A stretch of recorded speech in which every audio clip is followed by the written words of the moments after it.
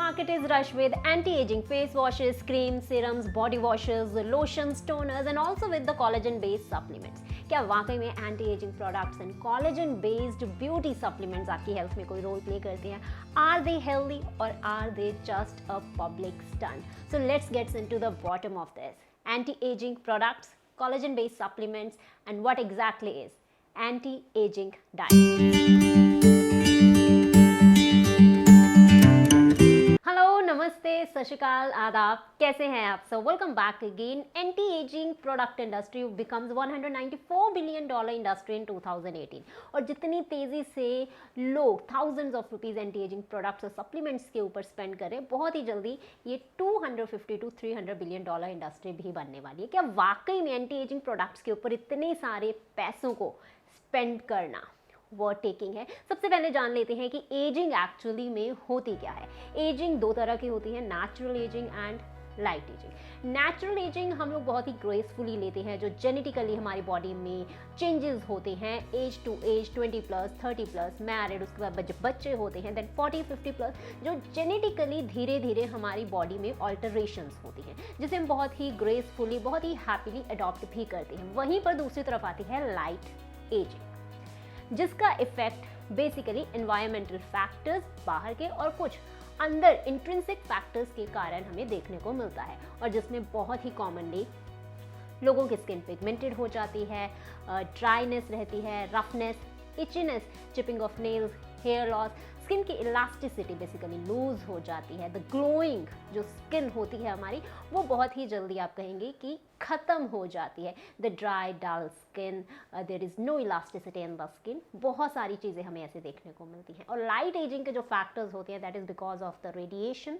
Chemicals जो environmental में होते हैं, पॉल्यूशन, यूवी रेज, और इतना ही नहीं, हार्मोनल इम्बैलेंसेस, स्ट्रेस जो हमारी बॉडी में कॉर्टिसोल को रिलीज करता है. These all factors include you to in light aging. और आजकल 15+, 20+, जो एडल्ट हैं, इवन टीनेजर्स हैं, वो लाइट एजिंग का ही शिकार हो रहे हैं. And the major factor nowadays is also a dietary pattern, because आजकल हमारी जो डाइट है वो डेफिनेटली वैसी नहीं रही, उतनी ज़्यादा हेल्थफुल नहीं रही है, जिसकी वजह से हम लोग लाइट एजिंग का शिकार होते जा रहे हैं. लेकिन उसके लिए हम एक चीज़ को ज़रूर ढूंढते हैं. अगर हमारी स्किन में पिगमेंटेशन है, स्किन में इलास्टिसिटी नहीं है, स्किन ड्राई, डल और रफ रहती है, then definitely we always go for the anti aging products. चाहे 15 साल के हो, चाहे 25 साल के हो, हम हमेशा ही एंटी एजिंग प्रोडक्ट्स को जानने के बारे में बहुत ही ज़्यादा क्यूरियस रहते हैं. वेल, अगर आप सोचते हैं कि एंटी एजिंग प्रोडक्ट्स आपकी एजिंग को कम करते हैं,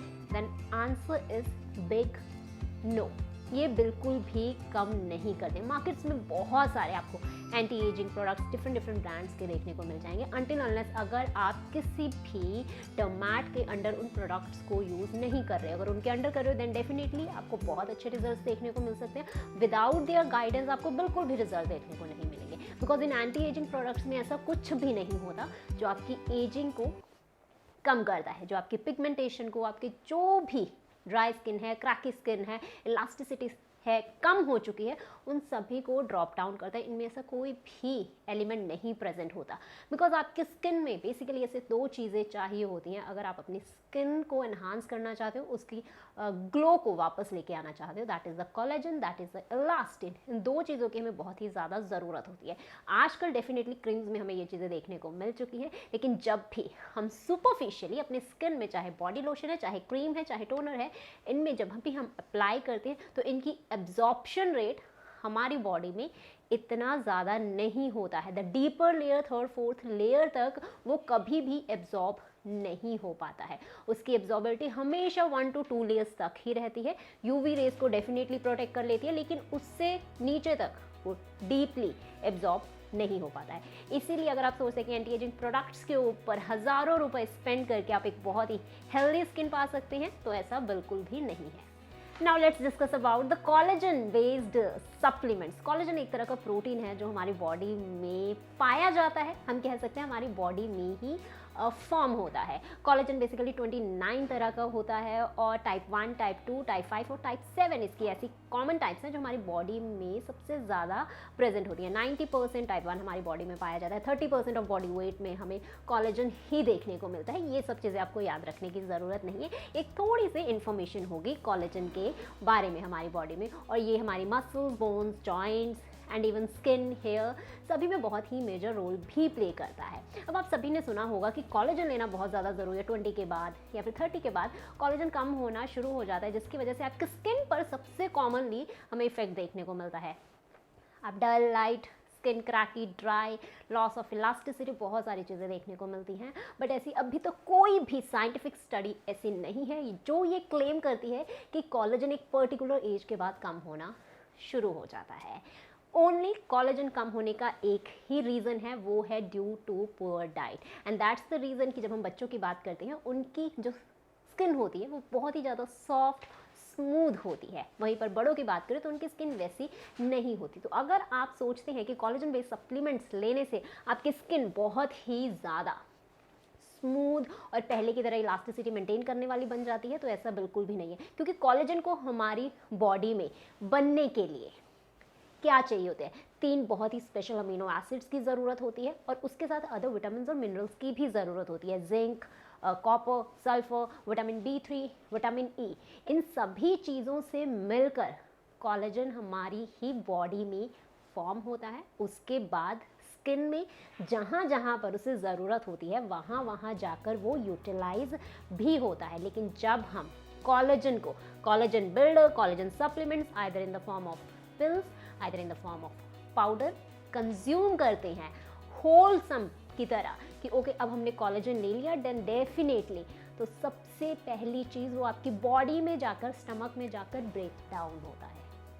और जब वो ब्रेक डाउन होता है तो उस टाइम पर आपकी बॉडी डिसाइड करती है कि सबसे ज़्यादा ज़रूरत उनमें जो भी इंग्रेडिएंट्स प्रेजेंट है वो आपकी बॉडी को कहाँ पर नीड है, तो वहाँ पर जाकर आपकी बॉडी में वर्क करता है। But not in the form of collagen, that is in the form of जो भी उसमें इंग्रेडिएंट्स प्रेजेंट हैं, the amino acids, the vitamin C, the B3, zinc, copper, sulphur, जो भी चीज़ें उसमें डाली गई हैं। तो कोलेजन एज अ सप्लीमेंट आपकी बॉडी में कभी भी एब्जॉर्ब एज इट इज़ नहीं होता। अगर आप सोचेंगे कि आपकी स्किन पे वो effect they, only the hydrolysed collagen की बायो अवेलेबिलिटी ही हमारी बॉडी में सबसे ज़्यादा हाई होती है।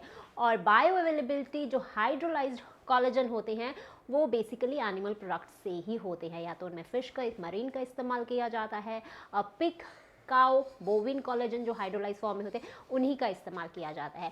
अभी तक मैंने कोई भी प्लांट बेस्ड हाइड्रोलाइज्ड कोलेजन नहीं देखा है। लेकिन अगर आप जानते हैं कि ऐसा कोई हाइड्रोलाइज्ड कोलेजन है जो प्लांट बेस्ड है, then definitely you can comment me in this comment section कि प्लांट बेस्ड हाइड्रोलाइज्ड कोलेजन भी है। तो आपको अगर कोलेजन को अपनी बॉडी में बनाना है, स्किन को एनहांस करना है, इम्प्रूव करना है, तो उन चीज़ों को खाइए जिनसे कोलेजन बॉडी में बनता है, ना कि उन चीज़ों को कि आप कोलेजन को ले रहे हैं और वो बॉडी में जाके ब्रेक डाउन हो रहा है और उसके बाद आपकी डिफरेंट पार्ट्स पर जाकर वो वर्क कर रहा है, जिसका आपको कोई भी बेनिफिट इफेक्ट नहीं होता। और हाइड्रोलाइज्ड कोलेजन भी आपको 3 मंथ्स तक रेगुलर कंज्यूम करना पड़ता है। उसके बाद उसका इफेक्ट सिर्फ पोस्ट 1 मंथ तक ही रहता है, उसके बाद उसका इफेक्ट खत्म हो जाता है। तो इट मीन्स अगर आप चाहते हैं कि आपको लॉन्ग टर्म में हेल्थ इफेक्ट्स चाहिए, गुड स्किन चाहिए, गुड हेल्थ चाहिए, गुड जॉइंट्स चाहिए, नी में आपको पेन ना हो, आपकी जो tipping of nails, hair loss है, वो सारे इश्यूज आपको ना देखने को मिले, इट मीन्स आपको लॉन्ग टर्म में कोलेजन बेस्ड सप्लीमेंट्स लेने पड़ते हैं। USFDA ने इसके साइड इफेक्ट्स भी मेंशन किए हैं कि इनमें बहुत ही सारे हैवी टॉक्सिक मेटल्स भी प्रेजेंट होते हैं, लेड और मर्करी, जो बहुत ही ज़्यादा हैजार्डस इफेक्ट ह्यूमन में कर सकते हैं। तो इसीलिए कोलेजन बेस्ड सप्लीमेंट्स को अमेरिका ने तो बिल्कुल ही रद्द कर दिया है, इन्हें नहीं कंज्यूम करना चाहिए। And if you want to concern about your skin health, then definitely say no to collagen supplements. So anti-aging products and the collagen based supplements are not pretty much helpful in skin health. Then what we have to do? Definitely you have to take anti-aging diet, or you can to say not anti-aging diet, that is the balanced diet, जो आप definitely अगर आप particular अपनी skin health को लेकर बहुत ही ज़्यादा conscious हैं, for boost your collagen you have to include basically 3 amino acids in your diet, that is glycine, proline और hydroxyproline, जो मोस्टली आपको एनिमल प्रोडक्ट्स में ही देखने को मिलते हैं। आपको fish, meat, poultry, egg, basically egg white में हमें देखने को मिलता है। सोया, आप वेजिटेरियन में किनोआ या फिर होलसम ओट्स को भी प्रेफर कर सकते हैं। इन सभी में आपको ये सारी चीज़ें देखने को मिल जाएंगी जो आपकी कोलेजन हेल्थ को बहुत ही ज़्यादा बूस्ट अप करती हैं। अलॉन्ग विद आपको विटामिन सी, जो बेसिकली आपको citrus fruits, papers, red, yellow, different vegetables में जो एंटीऑक्सीडेंट्स प्रेजेंट होते हैं, स्पेसिफिकली अनियन और गार्लिक में भी हमें देखने को मिल जाता है, वो इंक्लूड करना है। B3, जिसके लिए आप लेग्यूम्स और बीन्स को कंज्यूम कर सकते हैं।